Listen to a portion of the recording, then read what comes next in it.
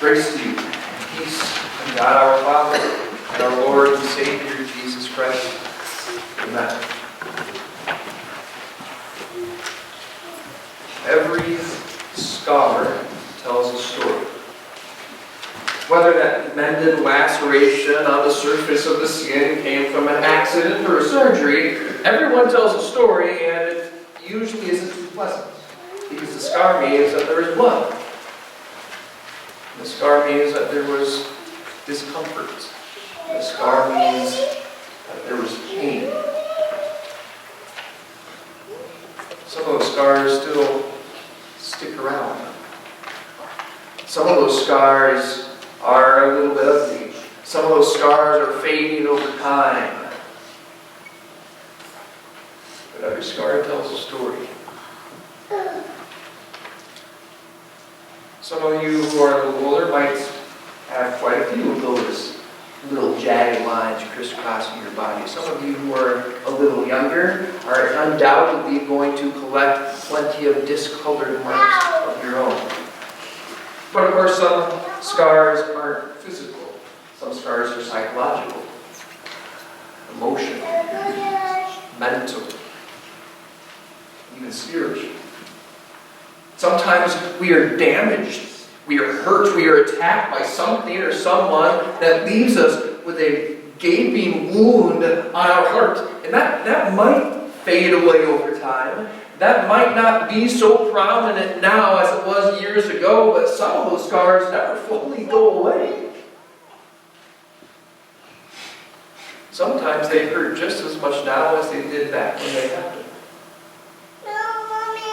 And that spot is still a little bit tender. And the area around it is always a little bit inflamed. And you do your best to protect it, but inevitably something gets too close to it when you're not paying attention, and you feel the full rush of that intense pain all over again. And you double over in agony because that wound is reopened, and you despair just a little bit because now you have suffered a setback in this long road to recovery. And those internal scars end up hurting a lot worse than anything on the surface, and they take a lot longer to heal. There is not a person on this earth who has lived more than a few years that does not carry around some kind of scar every day. There are so many people who are struggling.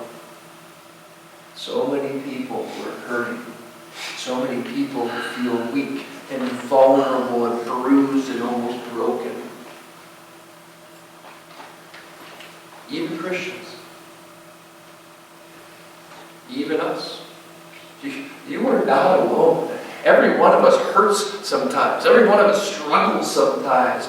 Every one of us feels weak and vulnerable and bruised and almost broken sometimes. There are days that are worse than others, of course. But there are moments in the life of every Christian where the pain is so intense and the wound is so deep and the scar seems to be so long that you don't know if you can take anymore.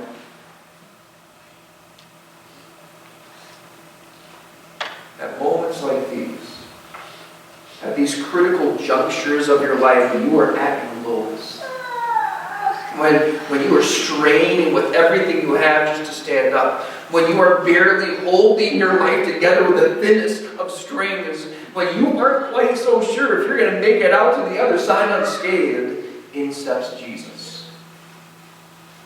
A Jesus so strong, a Jesus so capable, and yet a Jesus so gentle that your fragility is handled with loving attention, and you are cradled in the arms of the one who will never let you go. This is how God the Father describes the gentleness of God the Son. Isaiah chapter 42. Here is my servant whom I uphold, my chosen one in whom I delight. I will put my spirit on him, and he will bring justice to the nations. He will not shout or cry out or raise his voice in the streets. A bruised reed he will not break, and a smoldering wick he will not snuff out. In faithfulness he will bring forth justice. He will not falter or be discouraged until he establishes justice on earth. In his law the islands will put their hope. Your Jesus is so gentle. Your Jesus is still the King.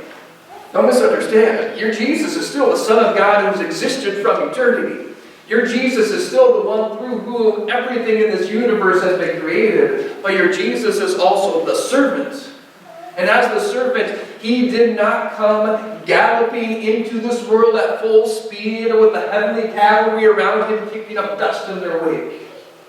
As the servant, he did not make a big scene and proclaim his name to everyone that was around. As the servant, he did not even raise his voice in the street so that people would hear him. The servant, in his own words, came to seek and to save what was lost. And so when he came across a bruised reed, he did not break it. And when he saw a smoldering wick, he did not snuff it out. And that didn't just happen back then when Jesus was on this earth. That happens right now. You are the bruised reed. You are the smoldering wick. Just as a tender stem from a young plant is blown over by the wind and then cradled by the gardener, and straightened back up, and then stabilized on something solid, so your Lord stabilizes you. No matter how fragile you may be at any given point in your life, no matter how damaged you might feel, no matter how broken you might seem, your Lord always picks you up right again and then stabilizes you to his cross, because his cross won't move. His cross won't bend. His cross won't break. And tethered to that immovable beam of his grace, you will be strong in him. That doesn't mean there's not going to be darkness. There's going to be darkness in your life. Even tied to this incredibly symbolic beauty of Jesus Christ. You will still have those times where the air seems to be sucked right out of your lungs and life is suffocating any chance of hope. But just like a dim flame attached to that small stub of a frayed wick, cupped by weathered hands, so your Lord shields you. He even holds his breath next to you so that he does not pull you out. He slowly moves around you so that your flickering flame is not extinguished. He surrounds you, and with his law, he chips away at the wax, and with his gospel, he exposes more of the wick, and he patiently and quietly helps you to regain that brilliance that you once had, no matter how long ago it has been. And he will not leave. He will not move on until you are just as radiant as a child of God should be. You have a Jesus so gentle that he not only does this once for your flickering faith or your damaged shoot of your strength, he does it every time. Every time he sees your faith being choked and flashing, every time he sees your strength being sapped and stepped on and crushed, he comes in and he scoops you up and he coaxes you on and he encourages you forward and he revives your life. Even at those times when those scars came from self-inflicted wounds.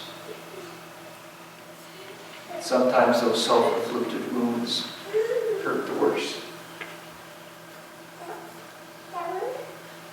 When I was 5 years old, we lived in Oklahoma. And on 4th of July, we went to a friend's house who lived out in the country, and as the sun began to fall down beneath the horizon, they started to shoot off fireworks. And the fireworks that the kids liked the best were ones that exploded far above our head and then released those tiny little plastic paratroopers as they parachute to the ground. So we would scatter and try to catch these parachutes before they came to Earth. As I was sprinting towards one of these parachutes, I was flying on the wind out to a far field, with my eyes fixed on the prize. I was suddenly clotheslined across my forehead. My feet flew out from under me, and I landed on my back. Waited there for a few moments, trying to catch my breath and trying to figure out what just happened, when blood started to pour down my face. I had run into a single strand of a barbed wire fence. And luckily, I was 5 years old, so I was short enough so it hit me in the forehead and not an inch below on my eye, or 6 inches below on my throat. And although I probably looked like a character out of a horror film as I sprinted back to the house in a panic and blood poured down my face and onto my shirt, it really wasn't as bad as it probably looked like at the time. But I still have a scar right here above my left eyebrow to prove it. It's a self-inflicted wound. It wasn't on purpose, of course, but it was my fault. I wasn't watching where I was going. I wasn't looking at where I was headed. And now I have a permanent scar to remind me of my mistake. Some of our internal scars are self-inflicted wounds. We weren't watching where we were going. Our eyes were on something other than where we were headed. Or we were just being reckless and didn't care.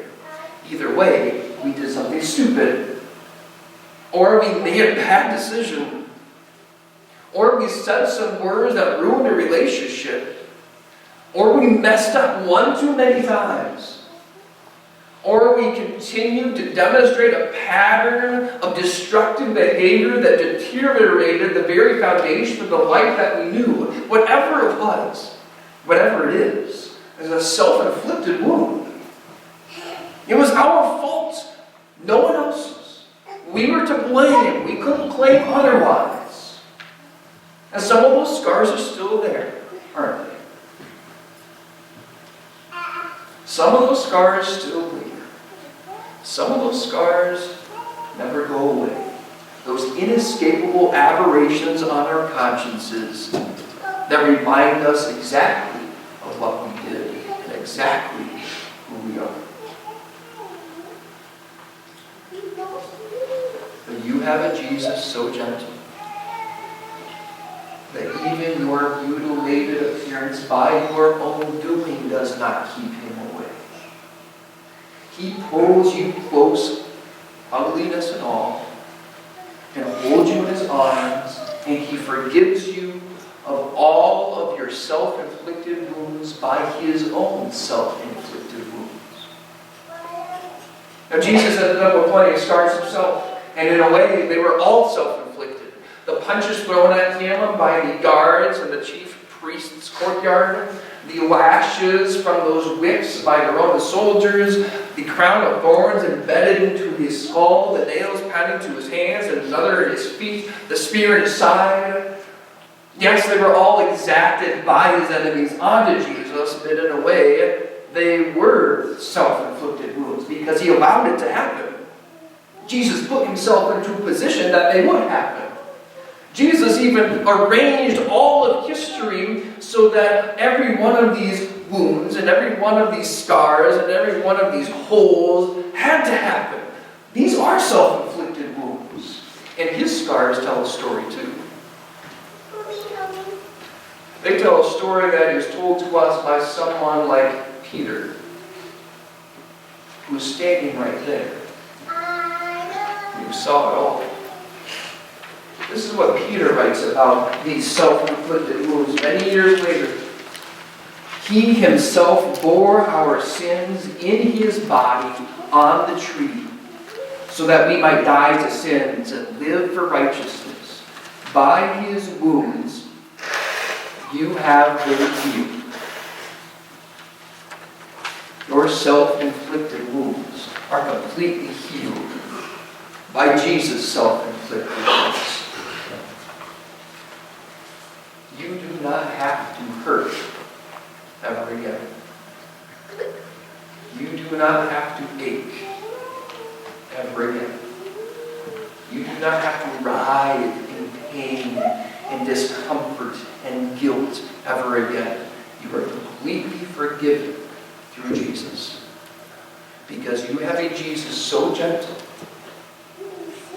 that a bruised reed he will not break, and a smoldering wick he will not snuff out. Instead, Isaiah says, in faithfulness, he brings forth justice. He will not falter and he will not be discouraged until he brings forth justice on the earth. And Jesus' justice is more than just retribution on those who have done wrong. Jesus' justice is not simply judgment on the guilty and punishment for crimes committed. Jesus' justice is a right verdict proclaimed by the Lord himself. And the right verdict for you is not guilty. Yes, you might have plenty of scars of your own doing still lingering. You might not be ever to escape the memory of those things that you've done in the past that are still sticking around now. But you are still declared not guilty through faith in Jesus, scars and all. Because you have a Jesus so kind